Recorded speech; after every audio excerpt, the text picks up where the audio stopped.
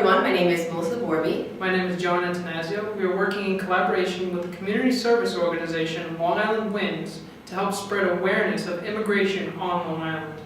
The title of our documentary is Spreading Awareness of Immigration and Education.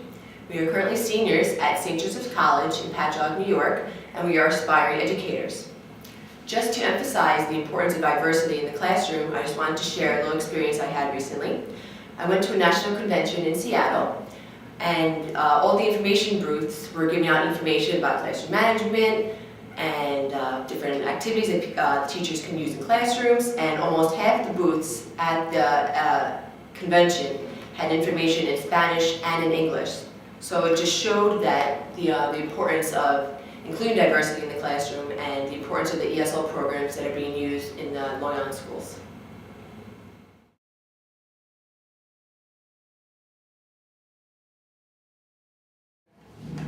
Before we get to the interviews, we must be introduced to the ESL, English as a Second Language program. By definition, the ESL department adopts an integrated curriculum design combining reading, writing, and grammar instruction in the core classes. The supplementary curriculum focuses on enhancing academic speaking and listening ability, in addition to reading comprehension and vocabulary development skills.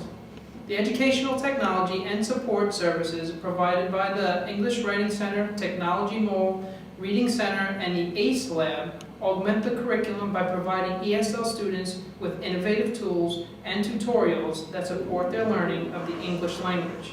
The problem with this definition is that it doesn't allow students diversity and culture to grow. The ESL program primarily teaches foreign students to speak English.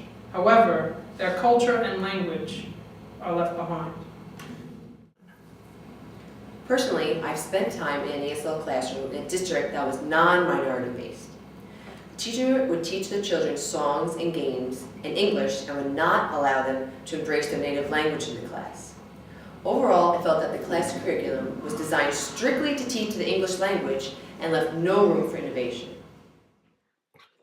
What do you know about immigration on Long Island? Has the diversity in your classroom or school changed recently? What I know is that schools today and Long Island in general are more diverse than when I was growing up. I'm seeing a lot more ethnicities coming into our area all throughout Long Island. Well, as a social studies teacher, we've had great waves of immigration right through to the present day. And as you know, immigration and diversity in our population has made us the great country that we are. How do you feel about the ESL programs that are instituted in schools on Long Island? Majority of my students are in an ESL program, and I feel that they have worked very well. A lot of my students came into the school not being able to speak any English, and as second graders, they're able to speak, write, and comprehend English, and they are able to also teach me English and Spanish and translate words for us, and I feel that it's helped them to become stronger in the English language. How would you adapt your classroom to fulfill the needs of a student who spoke another language or who came from a different country? Well, I would try to gather information about the student, parents, and the background information on the child. And then I would adapt the language to that of the parents in terms of classroom events that would occur throughout the school year in order for them to further participate. In addition, I would use visual aids, and I would speak very slowly and pronunciate each word as I go throughout my school day. I would do whatever I could to adjust my lesson plans or just the setting in general to try to accommodate them more comfortably. Because just finding a way to relate the material, whether it be like through language, tangible objects, or just pictures, it would help them. It doesn't necessarily have to be their language, just like a level ground we can meet on. Well, aside from the ESL programs, it was not uncommon to provide them with an advisor or a mentor. Also, we could team them with a student in the building who was looking to provide some building-wide service to work with them and to guide them through the program and to familiarize themselves with not only the building, the community, as well as students. And we found that to be successful. How have you made your class culturally aware of the diversity on Long Island? In my classroom, I have the children bring in things from their background and their culture, and I share with them my culture, and they share with us their culture. And we've created bulletin boards that show our culture and our diversity between the teachers and the students. Do you feel that children who speak another language other than English perform as well as students who do speak English?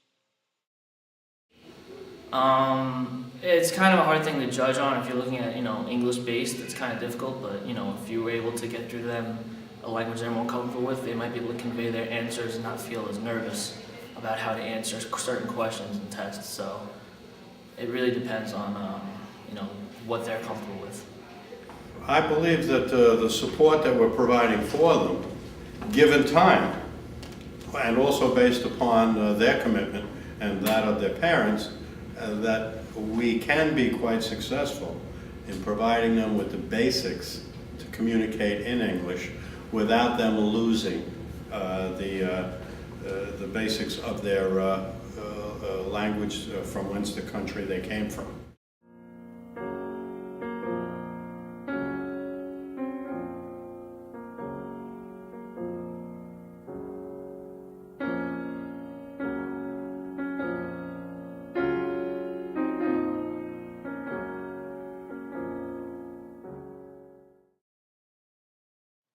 In wake of the recent hate crime against Marcelo Lucero, do you feel that if the schools were culturally aware and prepared, this devastating action could have been prevented?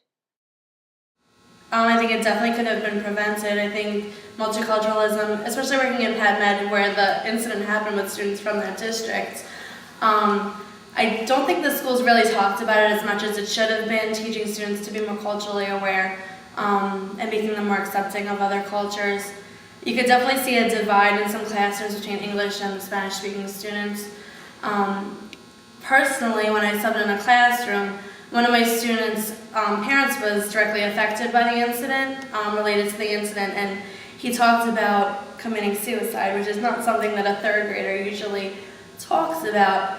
So bringing in the school psychologist, we learned that his father had been depressed over the incident. So it definitely affects a lot of the kids in the district. Their parents being related depends on if they work for the school or not. But it definitely affected a lot of people I know in that district. Only familiar with the incident from what was in the newspapers, of course. Could we always do more? Certainly we could.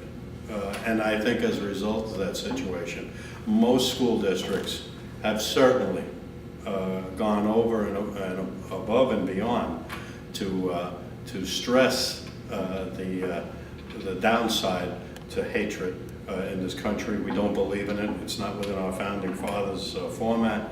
And certainly hatred crimes, there's a severe penalty.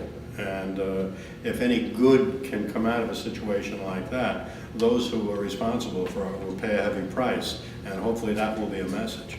But the schools, with their social work, their programs, and addressing the needs of the community where these situations arise, hopefully we can avoid them in the future.